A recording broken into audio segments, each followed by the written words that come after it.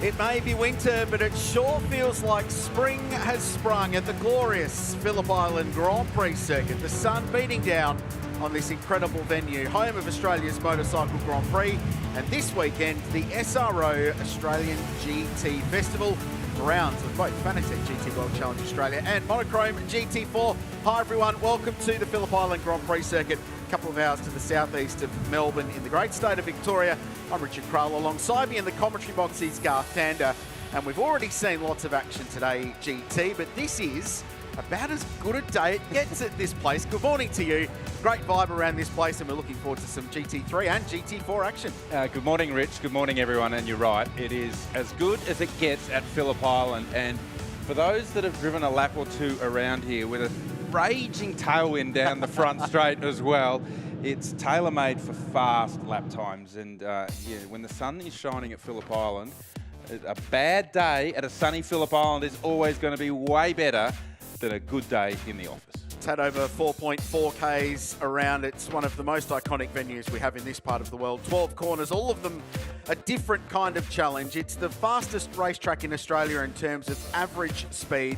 And the GT3 cars now doing 1 minute 25s and averaging over 180 kilometres an hour for the lap. That's across the 4.448 kilometres, not just in a straight line.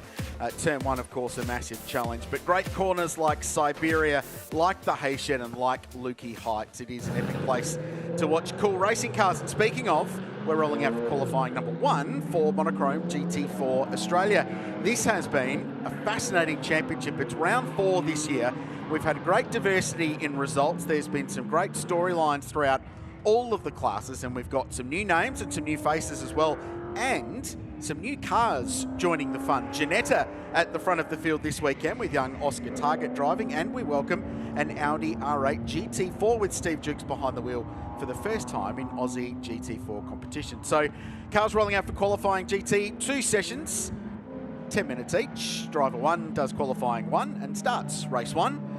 And driver 2 does qualifying 2 and starts race 2. So fairly simple, but there's nothing simple about extracting a pole lap at this place. Well, it doesn't matter what car you're driving around Phillip Island, high commitment is the order of the day. So no tyre warmers for GT4 or GT3. So note that the sun has been out. I was just at the back of the paddock, and every one of these teams' cars had their tyres sunbaking in the sun. And it's not often that you can say that in Victoria at this time of the year. So doing everything they can to get some temp in the tyre, and well, that's one way to do it. Was that on the outlap? Trail is a bit of a moment for the 24 of Levitt between turn 1 and turn 2 on the outlap. So not the best way to prep your tyres ahead of a 10-minute qualifying session, but we'll get the heart rate up, so that will make sure that he is ready to go when they come around to start this lap. But you can see everyone now just jockeying for track position. Track position versus tyre temp. That's what's going on here on the outlap. You see George Madecki in that Mustang, not too worried about the track position, just really making sure he has the tyre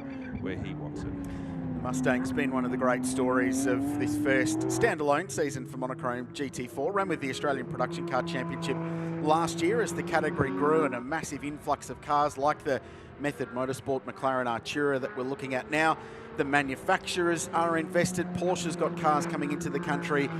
This venue back in April this year was the scene of the first ever global victory for the GT4 Mustang, with George Madecki and Ryan Gray doing the business then, to a huge global reaction right up to the very top of the Ford Motorsport tree in the United States. So it's created an impact, but I think there might be a few little jokers in the pack this weekend, and I say that with the fullest of respect. And one of them I'm looking forward to watching, Garth, is young Oscar Target, teenager who's been dominating Porsche Sprint Challenge this year in a GT3 Cup car. He's across in a Ginetta G56. It's car number 56 if you're looking at the timing screen, and that is a brand new car to this part of the world. Chev-based V8 power, 6.2 litres, lots of horsepower. Young Oscar is a super fast young guy as well, so looking forward to seeing how he goes in his GT4 debut. Certainly will be looking forward to that. Spoke to Oscar this morning, and he said he was having a lot of fun in practice yesterday, but did learn all about BOP racing, and maybe went a little bit too quickly yesterday and showed his hand.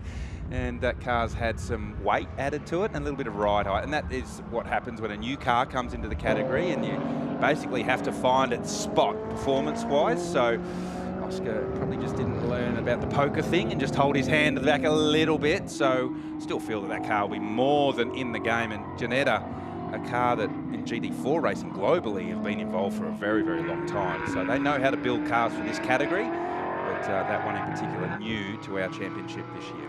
Let's have a quick look at the Love Motorsport Mercedes AMG. There are two of those on the grid, Astudi and Brabham sharing one, and then father and son, the Loves in car number 17, which is a car that is, by number, that is close to that family's racing heritage. George Miedeke gets the job as driver number 1 in the Lubramax Mustang. Lockie Manif is the car in front, and that's the Prestige Connects car of Shane Smollen, the Porsche 718 Cayman GT4 RSCS. Shane was successful in this category last year in its debut season. He's been solid so far. Now, in GT4, if you haven't seen the competition before, there are multiple classes to follow. And this is a category where, while everyone looks at who gets the checkered flag first in an outright sense, the class racing is super, super important. So there are 3 classes, Pro-Am, Silver and Am, and we'll tell you those stories across the course of the weekend. This car runs in the Pro-Am class, so 1 silver ranked driver, 1 bronze ranked driver. That's how you put that combination together. And Lockie Manif, fast young guy, experiencing TCR racing in recent times and switching across to this Porsche, which is run out of the Method Motorsport stable. Cool car. And Shane Smollen, a guy with a huge amount of experience in Porsche racing, but GT racing and production cars in general. Yeah, that's right. Shane has raced in Carrera Cup Challenge, and now racing the 718 Cayman in GT4. And it's great that young Lockie has an opportunity in this car, a great car to be driving. Currently fastest with a 136.8. And if you compare that to fast time for this car on screen yesterday, George Miedeke was a 34.1. So still very much in the preparation phase and bringing the tyres in.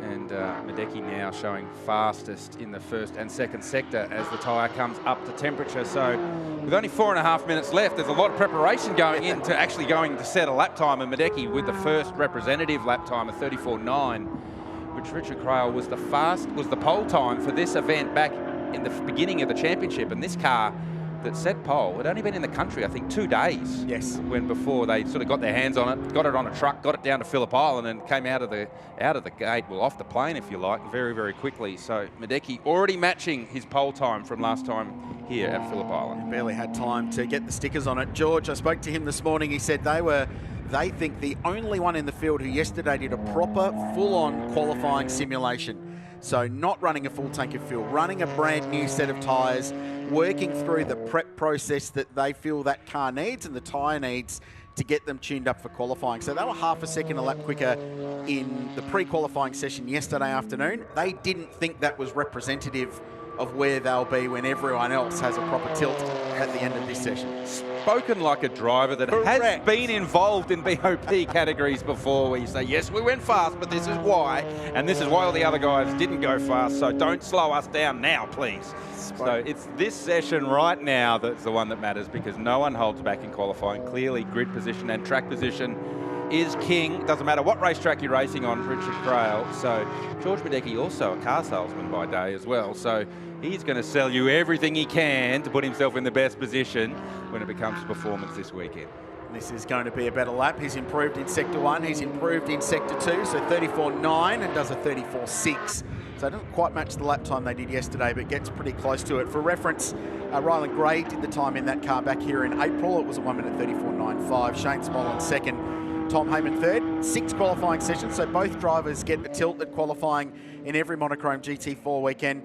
Sam Brabham was on pole in the first qualifying session of the year at this venue, but it was wet, so it was a 1:42.6 to get pole. It dried out before qualifying too. In fact, track evolution was massively significant as that played out.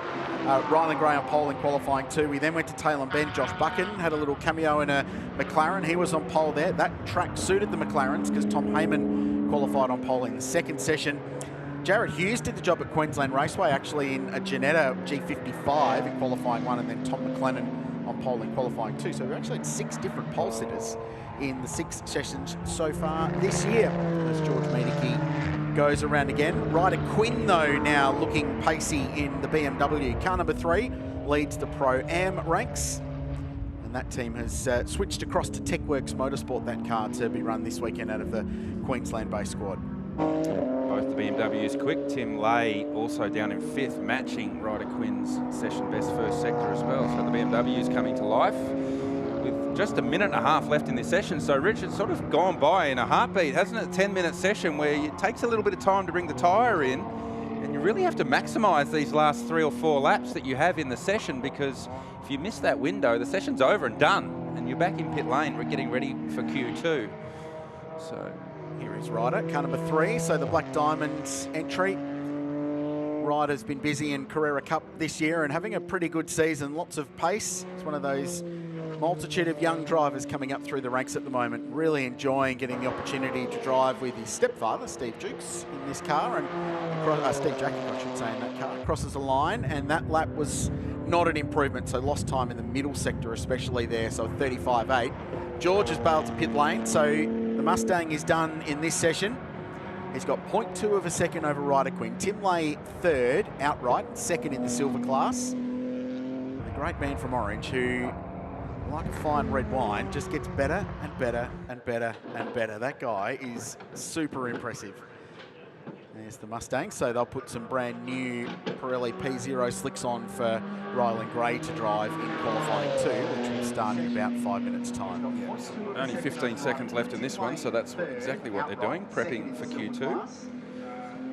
So Meguiar was actually on a very good lap and pitted, so there was actually more performance from that car. So 34.6 currently pole, 2/10 down to Ryder Quinn, 34.9. Tim Lay still 3rd with that 35.1. So there's probably a bit in that too, GT, as well. When we get to racing, everyone's got the same pit stop time, plus or minus some penalties for success. So your in and out laps are utterly vital in these. So a little bit of an in-lap simulation there for George. Nailed the middle sector, bailed to pit lane, just making every little second count. Now this is Anthony Levitt, the Queenslander, is leading the AM class and his 10th outright in the Method Motorsport McLaren Artura.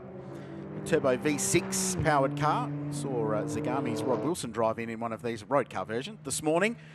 And Tony, fairly last minute deal to jump aboard the 24 car this weekend. He's been vastly experienced in production car racing in a big Mercedes AMG C63. So he's gone from the ridiculous to the sublime in his driving this year.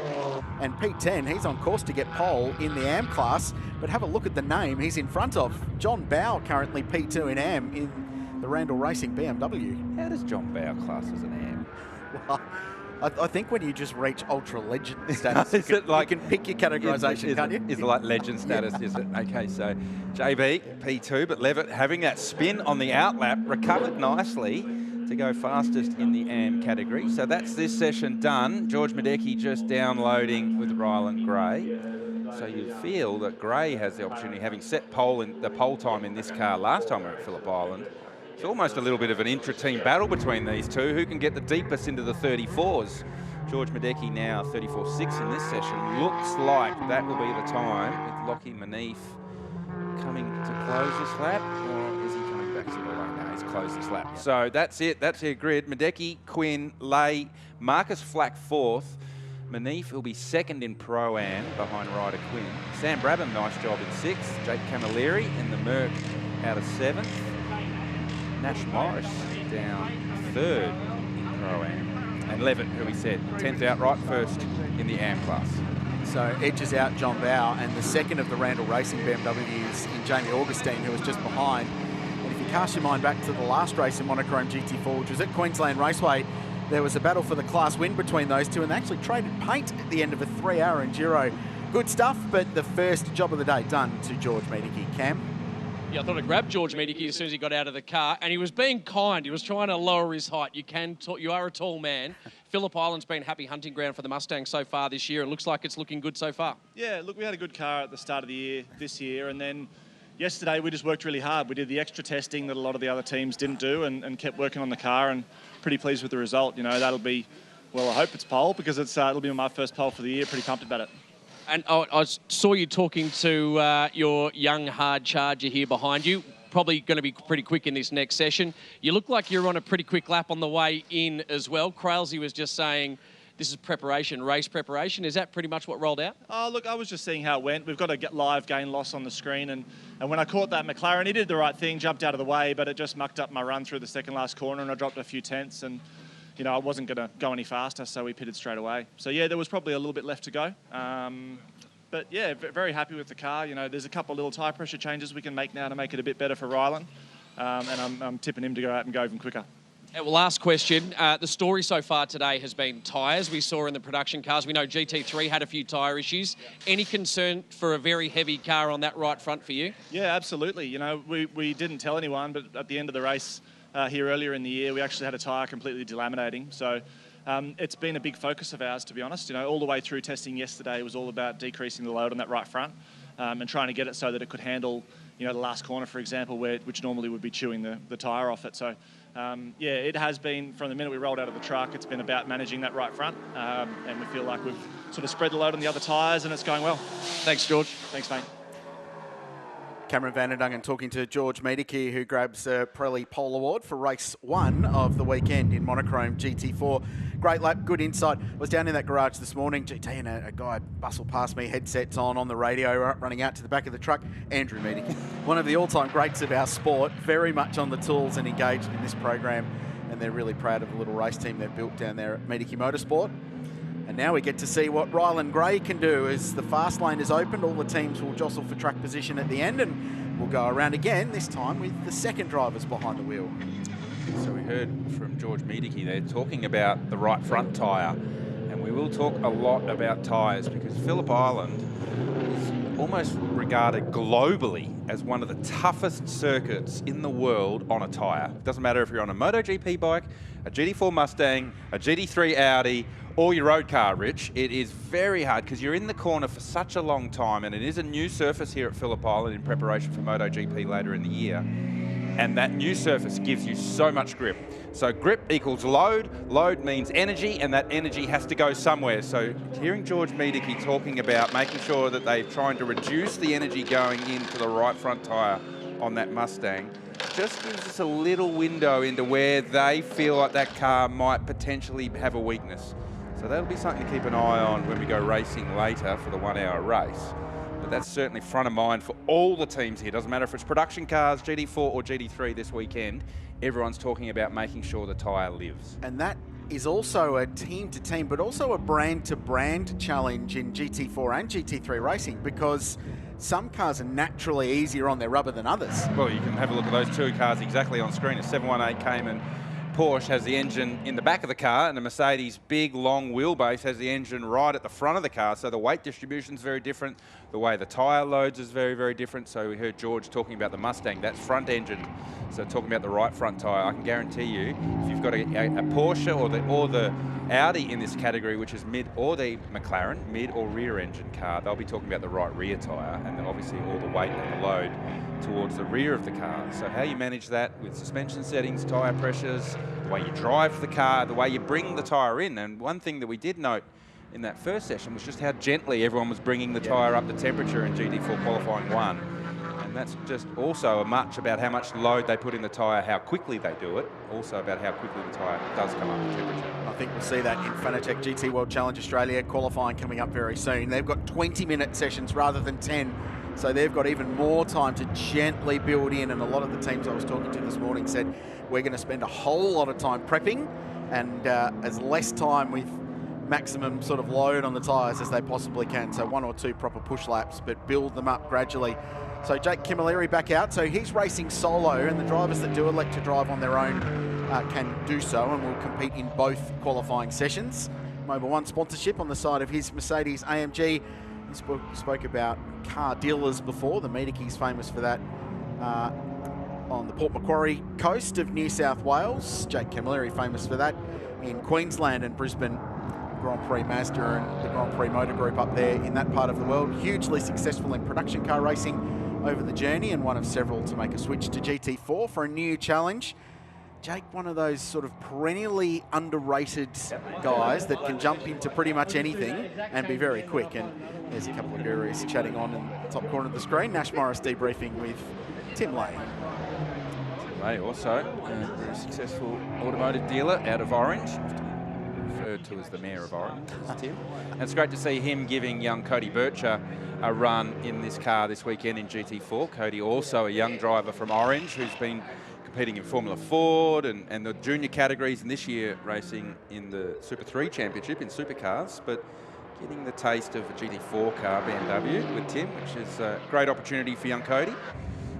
Interesting, they've nominated him as driver 2. So all the driver 1s start the same race, all the driver 2s start the same race, and you can be a little bit strategic about how you nominate your driver. So if you've got one driver that's significantly quicker than the others, and by no means am I saying that Cody Bircher will be quicker than Tim Lay, because frankly I'll be surprised if he is, but you can be a bit strategic with that, and it can change the way your race plays out, get you some track position against the drivers that might not be as fast as you. Then when you put your co-driver in for the second half of the race, you might have a little bit more track position. It's all part of the game in these hour-long races with a finite pit window of 10 minutes in the middle. You've still got a little bit of room to be creative and play the game. As the Randall Racing BMW goes down, Camilleri quickest at the moment of outright and silver class, with Zoe Woods in the TechWorks Porsche next. Tony Levitt quicker again in the AM class, and Pro-Am being led by the dude Paul Morris, who's currently in 5th outright. Driving McLaren this weekend, just for something different, and we'll jump into a Porsche with his mate Scott Taylor in Fanatec GT World Challenge in just a few moments' time. Griffith on screen goes to 3rd with a 37.8. So is everyone getting up to speed in this session? Griffo finds himself in 3rd. Long-time competitor in GT4 when GT4 was part of the GT3 grid. Would often have either that Mercedes or an early model Ginetta on the grid. Did some GT3 running as well, but has been part of the GT paddock for a very long time. Locking beneath, just debriefing with the Method Motorsport crew, sharing the car with Shane Smollen. Shane just done the 1 lap so far in this session with just under 5 minutes left. So teams approaching this one very differently, Rich, where we saw everyone out prepping early in Q1, and the car that was pole in Q1 is currently 13th with Ryland Gray down in the field, and Smollen in that Cayman as well, the reigning champion, down in 15th. So there'll be a late run in this Q2 session to the top of the timesheets. Mustang starting to wind itself up though, with Ryland behind the wheel, and not far away from completing a lap. In fact, goes 2nd with a 35.1. Tom Heyman went quickest in the McLaren for Method Motorsport. He's been on pole this year as well. Just 7th, hundredths between the two of them. Camilleri 3rd. Oscar Target got traffic there. Was caught up behind Paul Morris, actually, fellow Queenslander in the Ginetta, but still went 4th at a 36.1 for Oscar. All silver class cars in the top 5. Levitt still leads AM, Pro-Am being led by Paul Morris in 10th outright. Here's Mark Griffith to complete another lap. He's currently 2nd in the AM class, 9th outright. And improves lap time, but not position that time by, with 3 minutes and 30 seconds to go. Ryland Gray has just gone quicker than anybody in the first of the 3 sectors here at Phillip Island. So the Mustang continues to build, just as we saw with George Miedeke in that earlier session. Traffic jam across the top. Now the Audi, Steve Jukes behind the wheel, has got a front splitter that's been dislodged. He has been off the road somewhere. Generally, Garth, if you go off the road here, it's not at a slow speed. No, there's not a slow speed exit at Phillip Island, and is that, I think, Bircher there getting caught up as well, and he was on a very, very good lap as well that would have put them well towards the front. So now Bircher has to try and get around this Mercedes at the end of this lap and get a clean run to start the next lap with just under 3 minutes left. Gray's on a very, very good lap. Session best first sector, session best second sector, and looking to go deep into the 34s. So we'll keep an eye on that, as Bircher did get clear of that Mercedes, and Gray does do a 34.6, so matches the time that George Miedeke set pole for in Q1 in that same car. Wasn't able to do a session best last sector. That is 2/10 away. That's Tom Heyman has the best last sector. So the theoretical best, if you stitch it all together, Rich, if you have a Mustang in the first sector, Mustang in the second sector, but then you have to switch to McLaren for the third sector, and you'll punch out a 34.4. You'll have to do a pretty quick driver change in that last sector, though, to be able to do that. Pretty speedy. Good lap from Heyman. So he's still in the mix, 3/10 away from Ryland Gray. Antonio Astudi has popped the 27 car up into third place. So they've actually changed classes. Antonio and Sam Brabham joining forces. That's the Audi in pit lane. Brand new to the category. First R8 GT4 we've seen in this part of the world. The GT3, of course, the most successful GT3 car in the Southern Hemisphere in Australian GT. Mount Panorama at the 12-hour and multiple championships. So front splitter's been dislodged there. Jukes the scored. floor of that splitter is actually made out of a material called jabrock, which is a chemical wood, if you like. It's very, very hard wearing, very similar to the wooden planks they have on the bottom of Formula 1 cars. And a lot of the GT and Formula cars use it around the world. And it's come apart. You can see the team shaking their head. No, we're done and dusted. It's actually ripped the inner lining out of the inner guard as well. So that one would have been quite the adventurous off for Jukes, who is making his debut this weekend in the championship. So maybe best just to go to the truck, get the heart rate down, have a coffee, and get ready for race one. Rob Love across the line in 15th. Here's Oscar Target, up one spot to P5 at a 35.8. Still a second off the pace, so 5th outright and in the silver class. Smollen on top in Pro-Am, he's 7th in car number 1, the Porsche. And Levitt looking to make it 2 from 2 from an AM class point of view, 8th outright at a 36.9. So he's actually gone quicker this time by, with the benefit of some more laps in that Method Motorsport McLaren. Griffo, P2 in the AM class in the Big Merc. Everyone coming to the line now will be starting their last lap with just under 20 seconds left in this one. So if you can get back to the line, you get one more opportunity. If you can't get there in the next 15 seconds, the lap you're on is the one that'll do. And Tom Heyman, who will not finish, will not get a next lap, but has done a session best first sector, or personal best first sector. So he comes to the line. Was that Heyman? No. So the flag is out. So now this car on screen is the last car with the opportunity, which I think Zoe Woods, the opportunity to set a lap time. Here's Heyman, pink nose on the front of his McLaren, so personal best first sector. His middle sector was decent. Last sector gave away a couple of tenths. Actually, personal best, wasn't it? So he jumps up to a 35.01. Improved lap time, not position. For Bircher, Heyman, no improvement. He'll stay in third position there, and the checkered flag flying at the end of qualifying number 2 for Monochrome GT4. So the Ford Mustang has done the job, but the margin yesterday has been significantly reduced. George Medicke in qualifying 1, Ryland Gray the job in qualifying 2. In the silver class, it's an impressive performance from the Ford Mustang, having grabbed a pole here in the dry conditions, at least in round 1 of the championship at the start of the year back in April. It's Antonio Astudi on screen, who did just on that last lap jump up to 4th with a 35.11. So only less than a tenth of a second, covering 2nd to 4th. So nice and tight in that pack. And I feel like Bircher, who did go 2nd, has more performance. He had a lot of traffic when he set that lap time. So potentially the Mustang won't have it all its own way when we go racing later today. That silver class, Garth, is going to be ferocious when we go racing this afternoon. Every one of those combinations in it, I think, are capable of podiuming this afternoon. Gray and Medicke especially so evenly matched, but Tim Lay and Cody Bircher strike me as being particularly strong too, and the McLarens have been really good all season. I think the dark horses for mine are Astudi and Brabham in that number 27 Love Motorsport Mercedes AMG. They've been solid all year, but battling for results. Mercedes yet to win a GT4 race in this part of the world. I think they've got their best shot at a really good result this afternoon. And Sam excited to have the old man here as well racing this weekend. We're about to see David Brabham on the racetrack when Fanatec GT World Challenge Australia rolls out.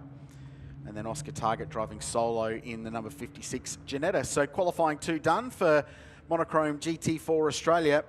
The Ford Mustang on top, but the margins are tiny, and it's Ford, BMW, McLaren, Mercedes AMG, Ginetta in the top 5 different brands, which is great to see. The first of the Porsches with Shane Smollen on top in Pro-Am in 7th, and then we find the Audi in 13th place, but had that splitter drama. It was interesting to note, Garth, that Steve Jukes had just set his personal best first sector moments before having the splitter drama, and then was in pit lane, so he was clearly pushing on in the middle sector of the lap.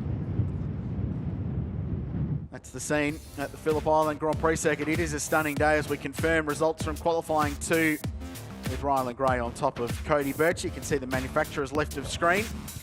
On top in the Pro-Am class is Shane Smollen and Anthony Levitt, 2 from 2 in the Am class. Really impressive job in the the McLaren for Method Motorsport. Zoe Woods, really solid job in the Porsche for TechWorks Motorsport in 9th. Jacob Lawrence for Randall Racing, team up with John Bow in car number 32. He was 10th. Mark Griffith, Paul Morris having his first go, and a McLaren in GT4 Racing, Steve Jeek, Steve Jackick, Rob Love and Pete Lawrence rounding out the 16 in Monochrome GT4 Australia. They've got their first 1 hour race of the weekend coming up a little bit later on this afternoon here at Phillip Island. That is set to be an absolute beauty. We're going to see more production cars coming your way, and indeed Fanatec GT World Challenge Australia. And the big bangers are in pit lane now, waiting to roll out for their first of 2 20-minute qualifying sessions in what has been an utterly compelling GT World Challenge Australia Championship. That's Tony Levitt, Queenslander, runs Boss Surveillance Systems, home security and business security provider up there in Queensland. Passionate about his motorsport. Quite late minute deal to get this job done in the McLaren, but man, he's been super impressive. I can't imagine, Garth, what jumping into that thing must be like, having spent most of your racing life in a 1,700 kilo, 6.2 litre Mercedes AMG production car. Well, you'd struggle in the production sphere to get two polar opposite cars because they're both production based, and obviously the AMG Mercedes 1,700 kilos is probably more of an entry level production car, but then jumping into a light, nimble McLaren Artura, which is GT4 based and much more fit for purpose, if you like. So just having the engine in the wrong end of the car for you, Tony Levitt. So it's a big change, and he had that moment right at the start. Remember, Rich, right at the start of Q1 where he had the spin at the exit on the outlap and recovered nicely to secure a couple of poles, and not just over recover nicely. He was 10th outright in Q1 and improved to 8th outright in Q2. You'd be happy with that morning's work. Very. Method Motorsport running a really good team. They run both those McLarens and indeed the Porsche for Shane Smollen and Lockie Manif. Right, from GT4 to GT3, Fanatec GT World Challenge Australia. This has been blockbuster sport this year. It is a remarkable championship, and in a Pro-Am sense, there are 3 points covering the top 3 in the championship. Chaz Mostert and Liam Talbot lead the way on 95 points. They're 1 point in front of Will Brown and Brad Schumacher. Just 3 points back, this car, the Dale ITM Mercedes of Brendan Leach and Tim Miles. 17 points back off the lead, and by no way and means outside the championship fight, Declan Fraser and Peter Hackett for 888 Race Engineering. Then the second of the Arise Racing Ferraris is Jackson Evans and Elliott Shute, 20 points off the lead, which is what you get for a race win. So they are all very much in the mix. We've had 6 races, Garth, 5 different race winners. This has been a beauty of a championship. You know it well, you've raced in it, you've had success. What do you need to do to extract a big weekend and a big lap time out of one of these cars at this racetrack? Well, I mean, you talk about racetracks that are great for driving on and great for a good fit for a race car. And Phillip Island and GT3 are like milk and cornflakes. They just go together. And the commitment required to drive a GT3 car fast around here is immense. And that's what race car drivers enjoy. They enjoy the challenge of breaking through that commitment barrier and driving almost beyond physics. And you talk about the speed of Phillip Island and the average lap speed, but just take turn 1 for example. With a tailwind in a GT3 car, it'll be nearly 280k an hour. You do not change down, you brush the brake pedal depending on the car, and your mid-corner speed at turn 1 is north of 235k an hour. So you think about the physics going on from a suspension geometry, but more so from the aero and the downforce. And telling yourself as a race car driver, the faster I go, the more grip I have because I have more downforce, is a challenge. And the front straight's long enough, just about long enough to talk yourself out of it when you get to turn 1. So that's why race car drivers love driving GT3 cars at Phillip Island, because you have to go out of your comfort zone to go fast. This is Brendan Leach, man from Invercargill, in the south of the South Island of New Zealand. Great racing car driver who, in his early stages of his career, went and plied his trade overseas, as well as being a regular in the Toyota Racing Series New Zealand Summer. He's come back to Australia, now lives in Sydney, has partnered up with Tim Miles, who conveniently is also from the South Island of New Zealand. They've put a great program together with Melbourne Performance Centre, Dale ITM on board. backing them, and they have been spectacular. Not just Brendan Leach, who's been a revelation this season, but Tim Miles is driving better than he's ever driven in his career, I would argue, and that resulted in an incredible race victory here in the opening round of the championship in race 2, where he spent what felt like most of his life fending off Brad Schumacher in an incredible battle for the lead. Arise Racing Ferrari, car number 8, is in the lane. They're just biding their time with Jackson Evans behind the wheel. And as we touched on, Garth, they've got a bit more time in this session. So 10 minutes in GT4, 20 minutes each in qualifying 1 and 2 for GT3. Yeah, so you can have a bit of strategy here because, you know, we've pretty much, if you're a Pro-Am entry, you've got your Pro in the car in this session, pretty much looking down the timing screen. So you can go out and in 20 minutes you can just about get 2 runs in if you want to come and grab a second set of tyres. But then putting a heat cycle on that second set of tyres, then you know you potentially want to save tyres for the race. New tyres are better for the race. So you want to save tyres. So do you put all your eggs in the qualifying basket and get yourself to the front of the grid and going for 2 runs here? Or do you build in this session and just do the 1 peak lap time at the end of this session and save a set of tyres when we go racing later? So just watching the timing screens, like Leach and Brown currently fastest at the moment, Will Brown, both Audis, with a 29.1 and a 29.9. We're expecting to see 25s. Yeah. So we're very much in the prep phase at the moment. So if you're out there at the moment, and it looks to me with Brown and Leach, you know, rapidly increasing their lap time as this session goes on in the early phase. Potentially there's 2 runs coming from those cars. We saw the Ferrari in pit lane. That looks to me like they were prepping tyres for Q2. Yep. So expect that the Ferraris will be strong right at the end of this session with just the 1 run. So 3 brand new sets of Pirelli P0 tyres to use across the course of the official race weekend. And you've got 1 set of previously marked you can bring in from a previous round as well.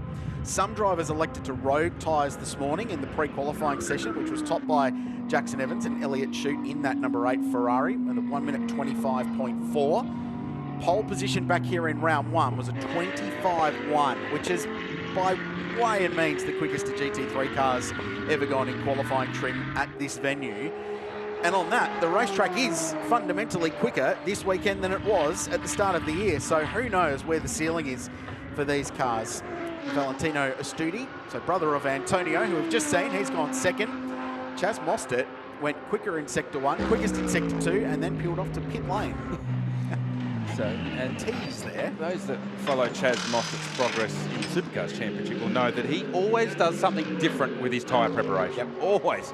And it doesn't get much different than fastest first sector, fastest second sector, then come to pit lane. So the team gave it away a little bit when we saw Jackson Evans in pit lane, the team car to Chaz Mostert, and that was a much more gentler entry to pit lane, whereas Chaz, nothing subtle about going purple, purple, pit, that they're doing something a little bit different to the rest of the field. Brendan Leach about to complete what looks like a prep lap, so 28.3 for a prep lap. That would have put you on pole here 5 years ago, remarkably. I remember struggling to do 28.3s here when the old surface was worn out. So certainly the new surface, the resurfacing here at Phillip Island has brought the track back to life, and we often see that. We saw that last time. It was 26s were the order of the day when the surface was redone. When was that, Rich? Like 2014, 14, I think, yeah. And we were all sort of, about 2016 we were doing low 26s, and now if you don't do a 25, you're nowhere. So Declan Fraser, now fastest in the 888 Mercedes, a 26.0. So very much now starting to see representative lap times.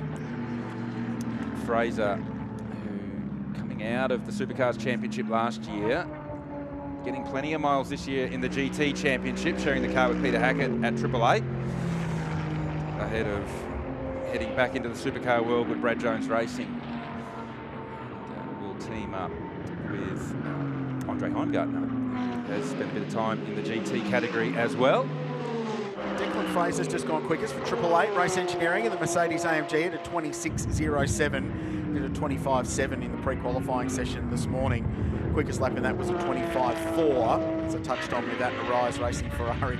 An average lap speed of 188 kilometres an hour, by the way. Leach has gone quickest at a 26.0. Just bumped Fraser off the top spot, but it feels like they're all still not quite at maximum attack because there's still time to be found. 0.16 the margin, pole to second. Across the line goes Will Brown, goes to third with a 26.2, just 0.2 of a second off. And and bumps Brenton Grove back to 4th. Brenton very, very speedy in the Grove Racing Mercedes AMG, and that is a car that has had a fairly substantial rebuild since the last round at Queensland Raceway. A massive crash at turn 1 did a lot of damage, and they had to fly some parts in from Mercedes AMG in Germany to get that car patched back together for this weekend. But this is a track where Brenton traditionally goes extremely well. Qualified well in their Porsche here in round 1 of the championship. So looking forward to seeing how that combo goes with Brenton and his dad Stephen, as Paul Stoker watches on from the Melbourne Performance Centre pit.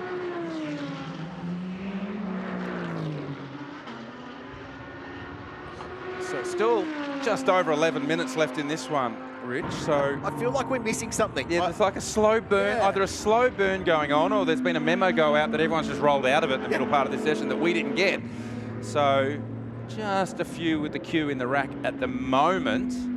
There is a lot of sunlight on the racetrack, Rich, and we often speak about the UV effect of the sun on racetracks and how that does take the grip away. So potentially we may not see. We teased the Hollywood lap times of low 25s, and we have seen them here in the past. We saw them earlier in the championship when we were here last, but 26.0, currently the fastest Leach over Fraser. Brown with a 26.2. You'd expect that Will Brown's got more performance in that car. And to your point, Brenton Grove, who qualified 2nd here last time in the Mercedes, that was a 25.2 for Brenton. So there's still more potential. Let's call it that, Rich. It might not happen, but there is potential for more lap time. Just having a look at the brand new Aston Martin Vantage GT3, driven by young Alex Gardner, who's the reigning champion in the Radical Cup Australia competition. He's in 5th place at the moment, sharing this car with Ross Polakis this weekend. Had a big incident at Queensland Raceway. Didn't actually make the racing that weekend, which was a massive shame for the Valente Rosso squad. It's a brand new car that's come out of competition in IMSA in the United States. First time we've seen this latest generation Aston Martin in Australia, and young Alex doing a nice job. 5th outright at the moment. Cam? I thought I'd grab Paul Stokel.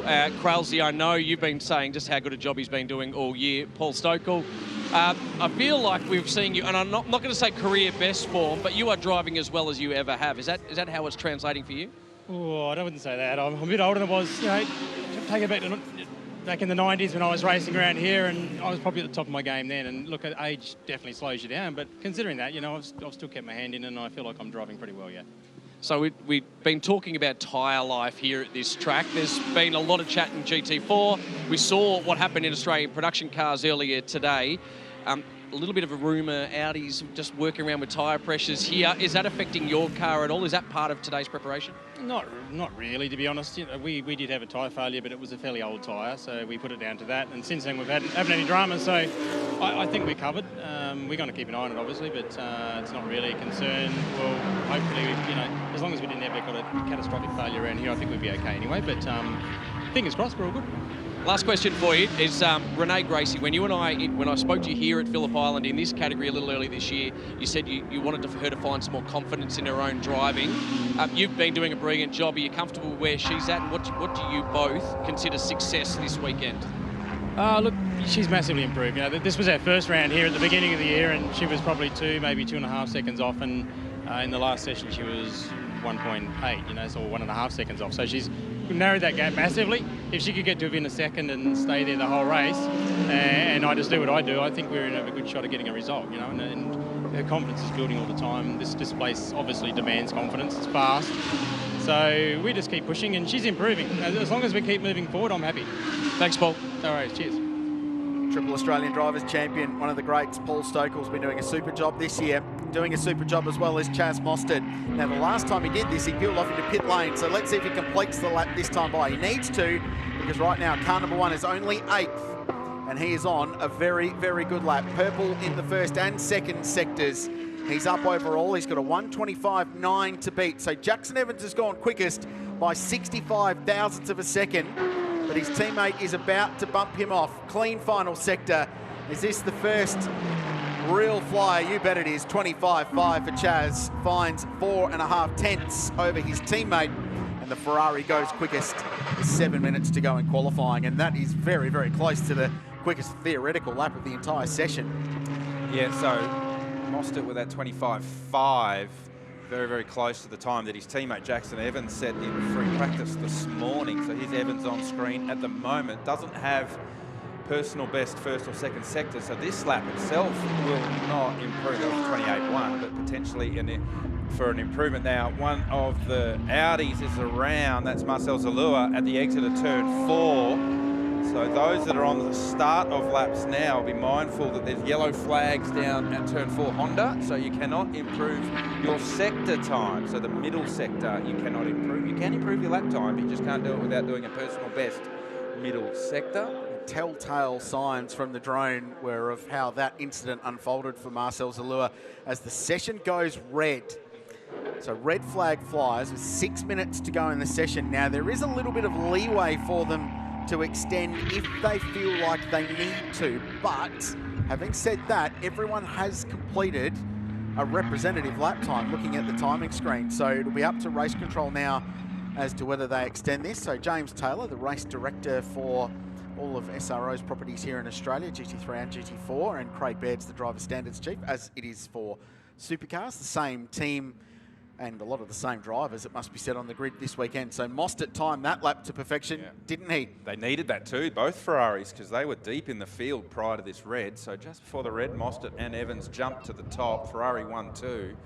But it was explained to us this morning, Rich, that as long as everyone, great to see so many fans here, by the way, free entry if you're in the Victorian vicinity of Phillip Island, come and check it out. But it was explained to us this morning that everyone had to have the opportunity to have set the lap time in there. If everyone has had that opportunity, the session won't be extended, that 5 minutes. So you'd have to argue that everyone's had a fair crack, a fair opportunity to set a lap time. So the clock continues to count down under red. Still showing 5 minutes left in the session. Cam. Thanks, Garth. I thought I'd grab Liam Talbot. Chaz Mostert got a lap in just before that red flag. It probably wasn't the weekend you hoped to have here earlier this year. What's confidence going into this weekend? Yeah, I mean, the BOP is always a discussion. Feels like for the last 2 rounds we've been handicapped, but it is what it is. And yeah, it's nice to have a bit more of an even playing field. So we feel like we're capable of a race win, but you never know. So where is the strength of the Ferrari? I think I asked you this question earlier this year as well. Where's the strength of the Ferrari with the current BOP here over potentially the Audi? Interesting. It's hard to know. Like, it still swings in roundabouts. Obviously, Queensland Raceway is all about drive off the corner. Our car was designed with the hybrid system in the road car. We don't have that in the race car, so there's kind of like a hole down low. So drive off the corner is probably not our strength. High speed. This is obviously a flowing circuit, so the high speed is really suiting our cars at the moment. Still got SMP and Bathurst, so it's hard to really know, but at the moment, track specific, we go to this track twice, so we know that we feel comfortable here. Seeing Adam De Bore bouncing in behind us here, which brings me to Arise Racing. It's a brand new team to the GT style of racing, running relatively new cars to the category. How have you found fitting in with the family from Arise? Yeah, it's been amazing. It's been seamless, honestly. I think we hit the ground running, and it's just been a couple of good days of testing in Perth, and then we came here and tested and had the first round. So, yeah, there's so much potential in the car, and we're still discovering what does what. But, yeah, I mean, with Adam De Bore running everything, it instills a lot of confidence, and, you know, the whole team, everyone inspires confidence, and it's just great to be part of this amazing team. All right, good luck, Liam. Thank you. Hi, Kenzie. Hi, Fifi. Nice work, Liam Talbot. Get the mandatory kids reference in at the end there, chatting to Cameron down in pit lane. So the session resumes with 3 minutes on the clock. A pretty simple recovery for the Valmont Racing Audi R8, which at the time was topping the leaderboard in the AM class. So that was a pretty good job for Marcel Zalua, Sergio Perez to jump in that car for the second qualifying session. Two mates from Sydney, been racing together for a long time. So 2 and a bit minutes on the clock, Garth. Everyone rolling back out. So what you need to keep an eye on as all the cars hurry out of pit lane, and the reason they're hurrying is they want to get back to the lane before a minute and a half left in this session, so you get 2 push laps. So it's not so much about getting out and getting going, it's about getting out, getting going, and getting 2 opportunities to improve your lap time deep in this session. So everyone will be hustling here. There won't be a lot of friends, there won't be a lot of niceties about track position. It's just get yourself to the line with as good a track position as you can, with more than a minute and a half left on the timing screen. So that's what the hustle's all about here, Rich, right now, is you're racing back to the line for an opportunity for 2 laps. So Mark Sini, he's not all that interested in that. He wants out. Look at Stewart. Is it Stewart? Gardner. Gardner. In the Aston. He was in a hustle, but he knew that Ash Samadi was not going to give him that track position, so he backed out of it. And now he checks up, so making as much track position as he can. By the way, if you want to follow the progress of David Brabham, car 34, it's the Harold's Racing Mercedes AMG 9th outright Brab. So it's been a while since he's been in a race car. 1 minute 30 on the clock as the first car crosses the line, and Brendan Leach now as well. So they will get 2 flyers, just. That's it though. A couple of Probably just those 2 will get 2 flyers. So that's why they were in a hurry to get around and get started. Anyone starting a lap now, this is it. This is the opportunity left in this session to go fastest. And there's a few deep in the field. Ojeda deep in the field, 6th. Grove deep in the field, 7th. Alex Peroni. Off the road, that's Brendan Leach. So he was one of those few cars that got through in time, and he's run off the road. He exited the Southern Loop and the run down to 4. High-speed stuff. 3rd on the road at the moment. That lap's done, and he now won't get back to the start-finish line either for a second. Well, the time for 2 comes with a caveat that you can't fall off the road and do a slow first one. So Leach, who's currently 3rd, will not improve. Some that are improving, though. Evans, who's 2nd's done a personal best, less than a 10th away from Mostert's first sector time. And Jaden Ojeda, who's very, very close. He's down in 6th. He is very close to Mostert's first sector. So this is not done yet, Richard Crail in Q1. Plenty to go. Jaden Ojeda going very quickly in the 66 car with Paul Lichetti to drive in the 2nd session. So the Juice had a good run here earlier in the year. They've been a very competitive proposition. Here's the Ferraris across the top line, astern and traffic with Mark Sini in the Hallmark Audi going slowly down at MG. So Evans still on an improved lap. Mostert making no time. Jaden Ojeda goes 2nd, by the way, as the checkered flag drops. So the Merc goes to the front row. Ojeda with a 1:25.8, 3/10 behind Mostert. This is the next opportunity for change in the leaderboard. The fast Kiwi Jackson Evans in the Ferrari. It'll be an improvement. No, drop time with that traffic at MG. Cost Jackson Evans in the final sector. No improvement from the Kiwi. He stays 3rd. Will Brown has got by, so he was that first car to cross the line. So I think Will's got one more lap. His first sector wasn't special though. In car number 87 in the Audi, currently 4th. Geez, you're a hard taskmaster, Richard Crail. When you say not special, less than 2/10 away from Chaz Mostert. 2/10 though in this field is the difference between the front row of the grid and 7th at the moment. So the margins are very, very fine. So Brown will be the last car that will get to the line. He was the only one that got around for 2 laps after Leach having that moment at the exit of turn 2. So here he is. He's leaving the 2nd last corner. It will stay absolutely pinned, full throttle, flat out, 5th gear through the final corner.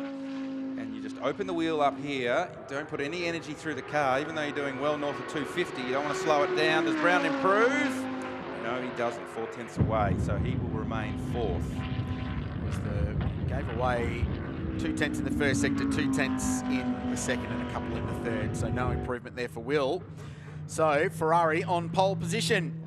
So Chaz Mostert grabs his 2nd Pirelli Pole Award of the season. He was on pole here for race 1 of the championship in the opening rounds.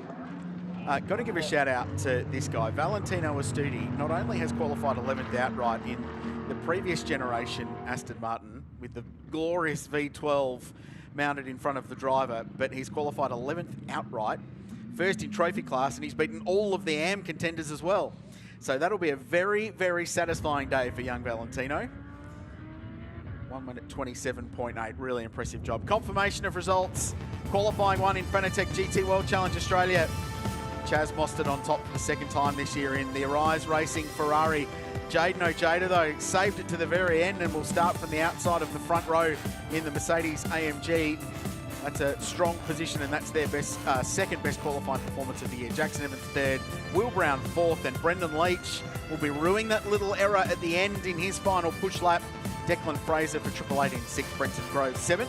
Alex Peroni was 8th for Team BRM. Then Alex Gardner in the Aston Martin, 1.3 off. Solid debut for that car in proper qualifying trim. And David Brabham rounding out the Pro-Am contenders. Valentino Astudi, as we said, on top in the trophy class and 11th outright.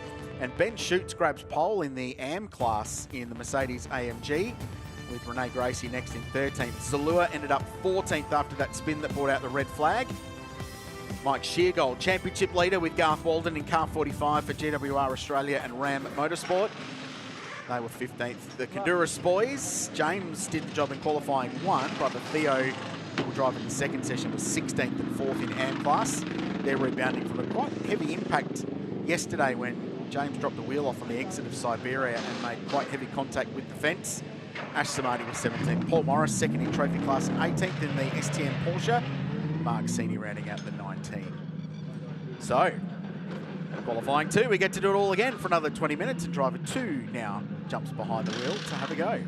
So, quick turnaround, less than 5 minutes from when the flag falls. So, the downside of Will Brown getting that second push lap is that he's late back to the lane, and then you can see the team hustling here. His teammate, Brad Schumacher, looks like Will's pulled up in the wrong box because he came hustling down, did Brad, with his seat. So all the drivers have their own seat that sits in the shell, this big safety seat shell. And, they get themselves in. The team going to work changing tyres, also for Brad. Okay, so you've been in this position where you're the pro driver. You've been out, you've done your job, you've put the thing on pole.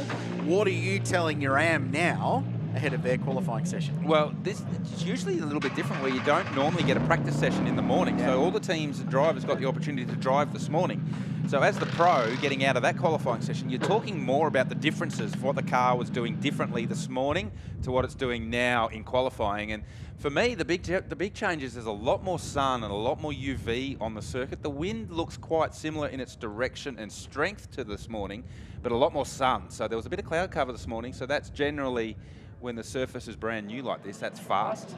So the grip's gone away, although Chaz did almost match Jackson Evans' practice time from this morning. I would imagine that Evans wasn't on a new tyre this morning and Chaz was clearly on a new tyre in qualifying. So the performance has potentially gone away a little bit from the racetrack.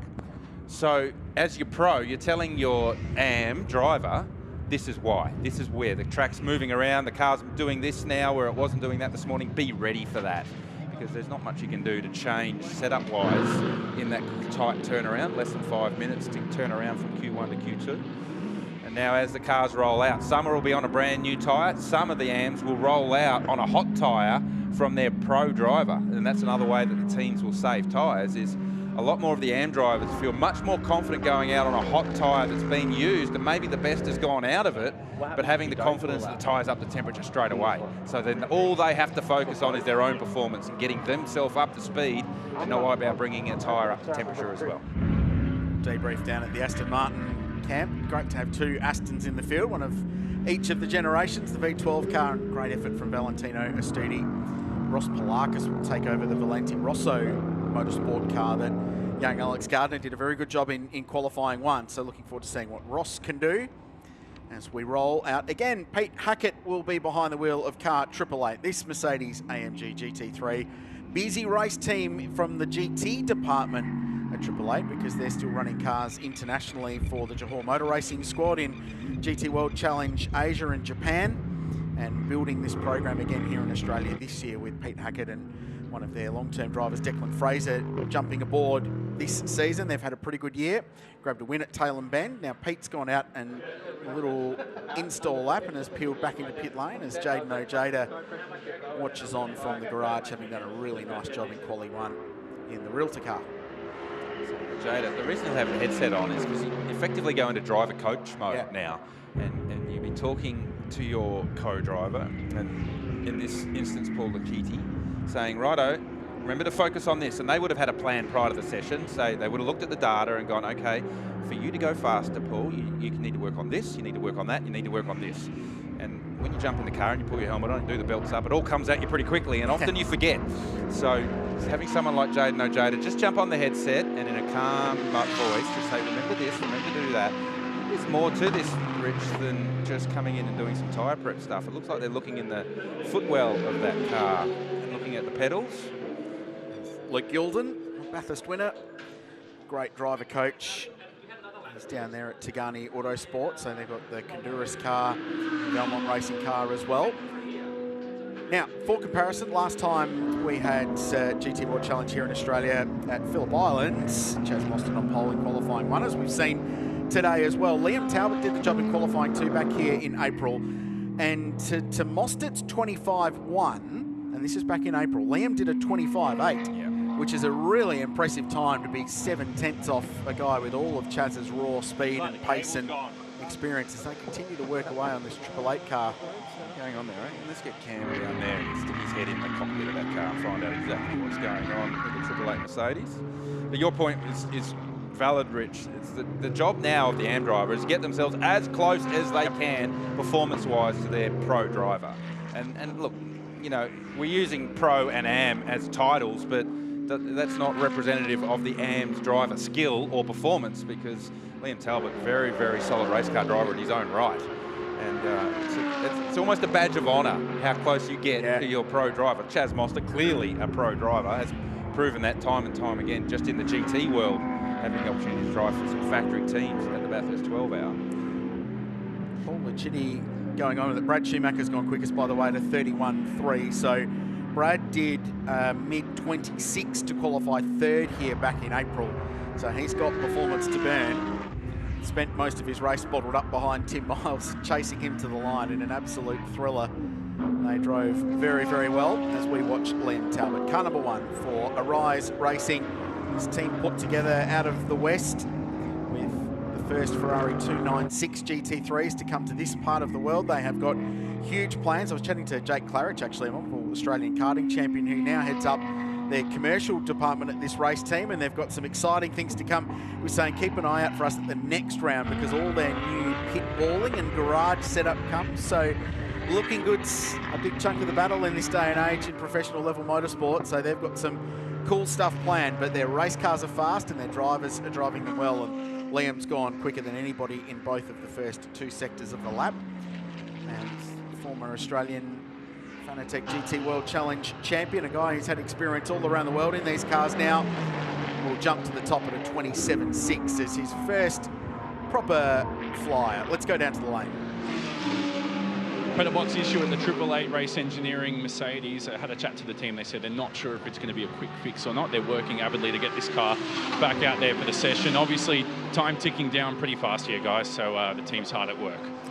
Thanks, Jonathan. I do wonder, you can hydraulically or air operated, depending on the car, move the pedal box in these cars. So it doesn't matter on the different height of race car drivers or the different preference, you can actually move the pedals forward or backwards. And I do wonder whether something's gone, and in the Mercedes it's a cable operated system that's air assisted. And I do wonder whether there's something going on, whether the pedal box is not actually locking into spot.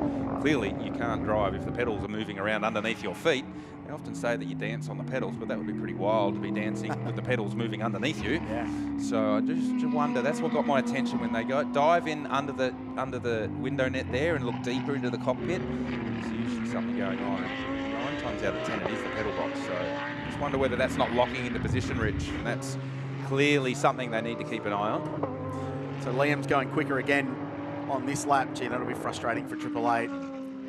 Declan Fraser, solid job for that team. They've been race winners this season, and they are one of that group of contenders we touched on at the start of the session that are in the mix for the championship, and they've been building as the year goes on, and those two get comfortable. So Talbot now into the 26s, the 26.9 on his second flyer. Brad Schumacher still second, improved to a 27.8 last time by. Garth Walden third, quickest of the AM drivers. Jaden Ojeda and Marcel Zalua watching on from pit lane. Here's Ross Polakis, Victorian, Harold's business in Melbourne and in Sydney as well.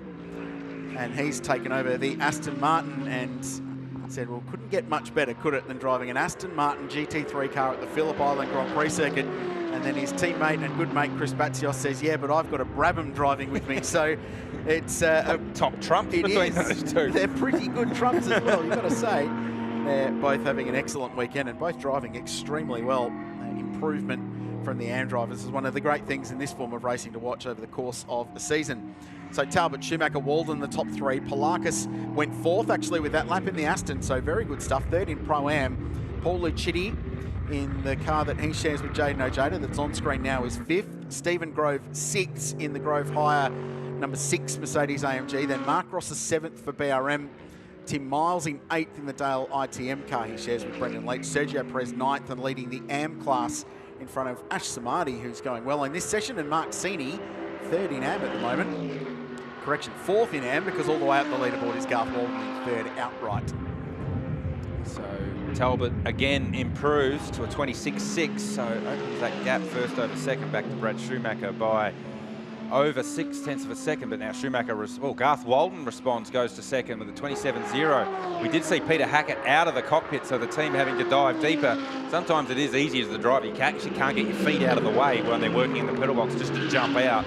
So the team continuing at 888 to go to work on their Mercedes for Peter Hackett. So Hackett's out of the car. Miles improves now to fifth. So timing screen starting to come alive. There's one deep in the field that I'm keeping my eye on at the moment. Paul Stokel, who does jump up inside the top 10. He will continue to improve. Stokel with a 28.9. Rosser, a nice job from him. The Team BRM Audi up to fourth with a 27.9. So nice improvement from Rosser. There's Renee Gracie watching on. Her teammate Paul Stokel dropped down to 11th on this lap, but has done a personal best first sector. Very good first sector too. So if he's able to go on with it, look to see Paul Stokel go towards the top of the timing screens. Here is Stokel down at turn 4, Honda corner, as it's affectionately known. So Paul Garth qualified fourth here earlier in the year. Rosser is actually on an improvement too in this ACM Finance Team BRM car. Been quite performers this year, and he and Alex Peroni earned a really well-earned victory at Queensland Raceway last time out to become the 5th different winner from 5 races at that point of the season. So just another contender, and Rosser has been rapidly evolving of the AM driver ranks. Tom Curry, by the way, in that Aston that he's sharing with Valentino Astudillo, he's got 7th outright in this field, so leading the trophy class cars. Talbot's back in the lane in the Ferrari, so we're not missing anything from the Ferrari action at the moment. And Elliott Shute just gradually improving in the sister car number 8. So we'll follow this lap from Mark Rosser. He's up the road a little bit from Paul Stokel, who's just gone across the line at a 28.1. So improvement from Paul goes 6th. Rosser didn't improve that lap, remains in P5. Your point about Mark Rosser's a very good one, Rich. A rapid improvement. When he first came to the GT category, there was a fair bit of pain in the learning process and a lot of damage and a few bent cards, but has gone through that process, through that learning process, and now starting to really trust the car. And working with Alex Peroni has obviously worked well for Mark, because he's vaulted himself up the timing screen. So to be running inside the top 5 in this field, in this session, is no mean feat. So, and continues to improve. Has done a personal best first sector as well. So looked like just a pressure adjustment for Liam Talbot. No new tyres, and sent him on his way with just over 9 minutes left in this one. The opportunity for a few more push laps remains. Mark's qualified 10th, 8th and 7th in his 3 standalone sessions for the AM drivers so far this season. So that improvement trend continues in the right direction. Stokel's still going on with it. This is Ash Samadi, who's 3rd in the AM class at the moment in front of Theo Konduras, 13th outright. Rosser on a lap. Stokel on an improved lap as well. In fact, it's a pretty decent one to the middle sector overall. He should get some ground in the OnlyFans car number 181. Interesting to see where Paul can land. It goes 3rd, and in fact sets a purple final sector of everybody at 27.1. He's a great lap, and he goes quickest of all the Audis. And the 888 car leaves the lane finally, having burnt 11.5 minutes of the qualifying session. Fortunately, Garth, they've got a bloke called Peter Hackett behind the wheel who's done this once or twice in his career. So it's a safe, reliable pair of hands, and a very fast and experienced one as well to get the most out of that car in the 8 minutes that remain. Yeah, and the 8 minutes that remains the important topic that you bring up there, Rich. There is enough time to get a tyre up to temperature and get a lap time from the 888 Mercedes. It's Scott Taylor on screen, running in the trophy class with his beautiful Porsche, who just does a 33.1. His personal best in this session, a 32.3. And if you are able to ever see one of Scott Taylor's trucks in the pit paddock, there's Immaculate, and then there's Scott Taylor's truck. Which is better. Yeah, and he cleans that thing with a toothbrush. It is so clean. It's immaculate. Such a cool looking race truck. Elliott Shute just didn't improve on that lap in the Arise Racing Ferrari. The new Doco's out too, by the way, speaking of Scott Taylor Motorsport. The road trip he did with the B Triple, with a couple of Bathurst winning supercars tacked onto the back of it and a helicopter. As you do. As you do. Took him for a drive. Correct to the territory this year for the Carrera Cup round, which was very cool. Jump on the Scott Taylor Motorsport YouTube to find that. We'll post some links. It's very cool. Let's go down to the lane. Jonathan?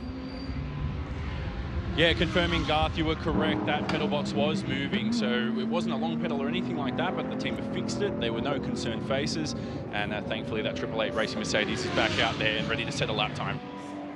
Yeah, good pickup, Jonathan, and certainly something that you don't want. You can have a long pedal when the pedal box is moving to the point where you can't actually reach the pedals, Rich. So that's a minor issue that the team go to work, and 888 Race Engineering obviously very well versed at sorting things in a calm, timely manner. So able to get Peter Hackett back on track with enough time left in this session to be able to punch out a time that is relative to what that car's capable of. Talbot continues to improve. Session best first sector. So he's looking to improve on that 26.6. If he stitches it all together, it's looking like it could be a very low 26 for Liam Talbot, who this man here, Brad Schumacher, is trying to catch. So Brad had a personal best first sector on his previous lap, then must have had a little moment somewhere because his middle sector was very slow to the tune of 2 seconds. And he's had a bigger moment this time on the exit of the Southern Loop, and takes the Audi R8 agricultural spec, so this lap will be done as well. The Audi R8 road car is four-wheel drive. Yeah, the GT3 variant is not. And that's the second Audi we have seen exiting turn 2 in the grass. Remember, Brendan Leach in Q1 had that same moment, and that is the wind. So as you turn back on yourself here at Southern Loop turn 2, the wind grabs hold of you and you effectively pushes the nose of the car offline. The car understeers, and that happened very early for Brad Schumacher. So he was trying to pick the throttle up and drive through it and build the road speed and build the aero and build the downforce, but unfortunately the wind beat him and pushed him off the track. So this one will not be improvement. So the job you need to do then is, once the lap goes away at the exit of turn 2, is get yourself track position, get the tyre clean, keep the tyre up to temperature and go again straight away. So just under 5 minutes left in this one, potential for 3 more push laps. So here's Paul Latifi, who's dropped down to 13th.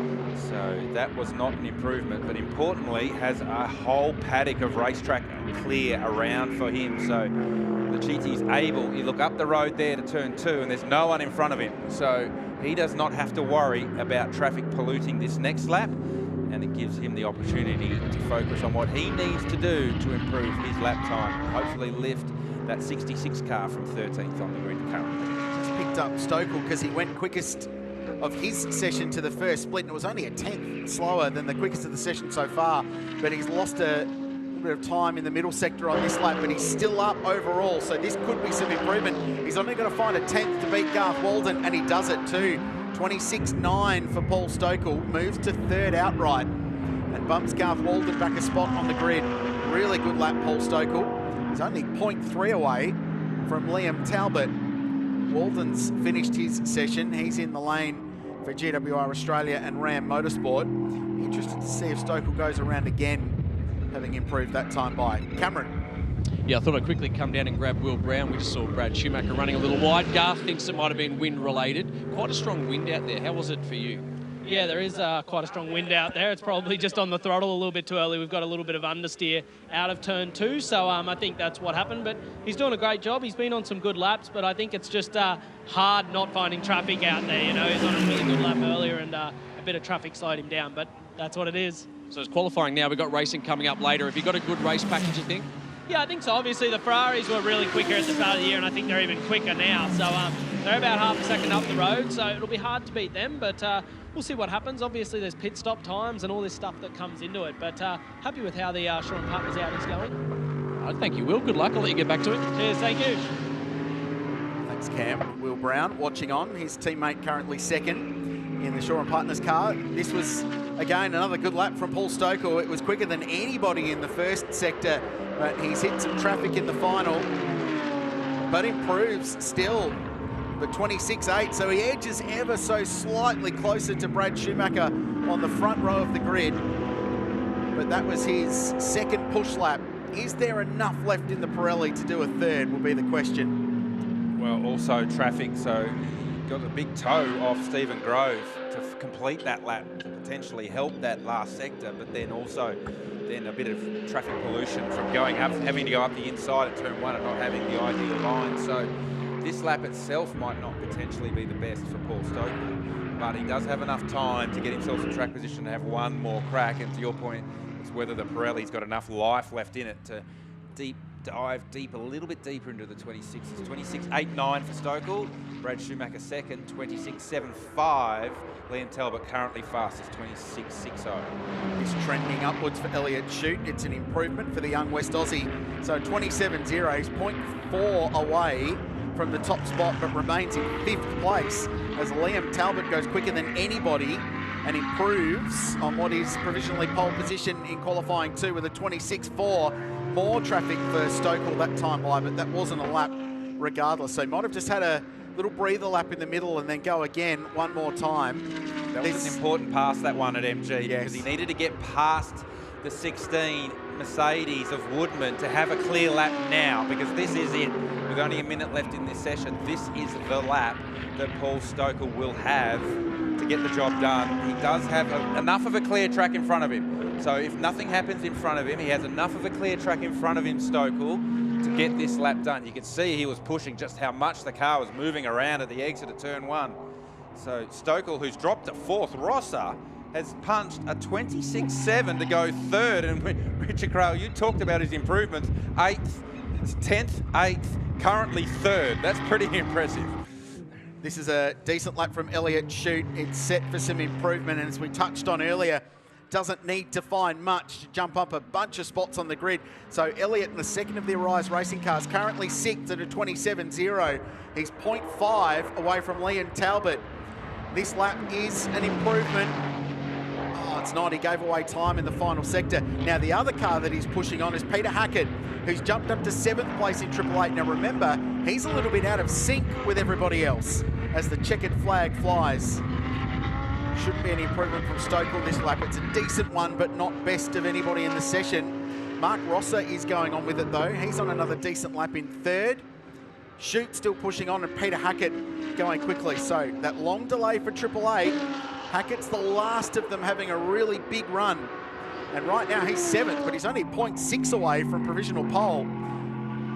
So Hackett over Lukey Heights, drops down into MG in the Mercedes, and he has done a personal best 2nd sector, and this lap, Richard, will vault him up from currently down in 7th. So a nice dig themselves out of trouble for Triple Eight. Peter Hackett, who started this session with the pedal box moving underneath his feet and potentially could finish with himself right up the front of the grid. See, he stays right to the edge of the track, doesn't cover any more track distance that he needs to. Does improve. Last sector wasn't strong. Does improve to a 26.9, but currently 5th.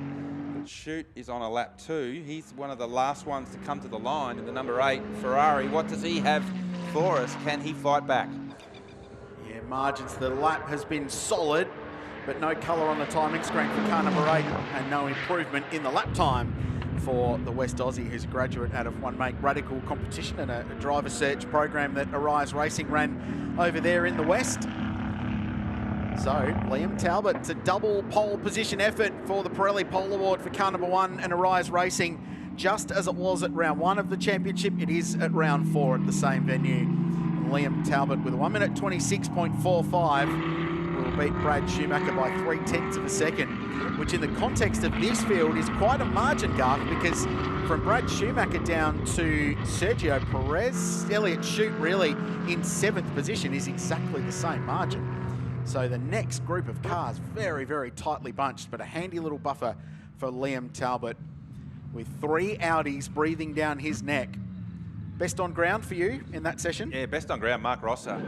You spoke about his improvement, and you mentioned his qualifying efforts so far in this year's championship, which were 10th, 8th, and to go 3rd at Phillip Island. We talked about the commitment required to drive a GT3 car fast around here. The experience that Mark Rosser has, or the lack of experience that Mark Rosser has compared to even some of the other Rams in this category. I mean, he's out-qualified Paul Stokely in the same car, and Paul Stokely's a 3-time Australian Drivers' Champion in the Formula Holden days back in the early 90s. So that's no mean feat. Man of the match so far, Mark Rosser. Liam Talbot, though, gets the Pirelli Pole Award for that job, so he and Chaz Mostert have had a super day so far for Arise Racing. Schumacher second, Ross a third, as we touched on, with Paul Stokel fourth. Peter Hackett, a late bloomer in that session, gets himself up to fifth in front of Garth Walden, who's on pole in the AM class with Mike Sheargold. That's a good performance from Garth. Elliott Shute next for Ferrari. Sergio Perez eighth. Tim Miles ninth, within a second of pole there. So it is so close. Ross Polakis in the Aston Martin 10th. I think they'll be pleased with how that car's trending at the moment. Stephen Grove, Grove Racing in 11th. Ash Samadi next. Then Darren Curry on top in trophy class in the second of the Aston Martins in the field. That's the V12 version. Paul Lucchetti 14th. Theo Kandura, Shane Woodman, Mark Sini, Chris Batzios and Scott Taylor in the second of the trophy class cars, rounding out the 19. Cameron, great qualifying session here at Phillip Island. Pirelli Pole Award. They're making my job very easy. Frank from Pirelli, Frank Menzer from Pirelli, come on over. We've got the same car, two drivers. Congratulations. We'll start with Liam Talbot because you're next to me, mate. Well done. Thank you. I mean, the car's mega, so big thanks to Arise Racing for setting it up. Obviously, Chaz has done the job as well, and yeah, I mean, happy days. Great job, Chaz Mostert. Come on in here as well. Pirelli pole position for you. Car looked really quick. Yeah, the car's been fantastic. The whole team's done an awesome job, but Liam just carries my old bum around. So, yeah, it's always a pleasure joining up with Liam. I don't know what it is about the Ferrari here at Phillip Island. Really suits the track. So, yeah, looking forward to some racing this afternoon and some more racing tomorrow. And obviously the weather gods have looked after us today too. Well, you got the job done in qualifying. Pirelli Pole Award for both drivers. One car. Great job. Good luck in the racing. Thanks, Cam. Well done to Arise Racing there on top at the Phillip Island Grand Prix circuit. So qualifying is done for Monochrome GT4 Australia. It's done for Fanatec GT World Challenge Australia. Racing is still to come. A massive afternoon coming your way live from the Phillip Island Grand Prix circuit and the SRO Australian GT Festival. Stick around, there's so much more to come. Production car racing coming your way next. Big afternoon coming your way from the island.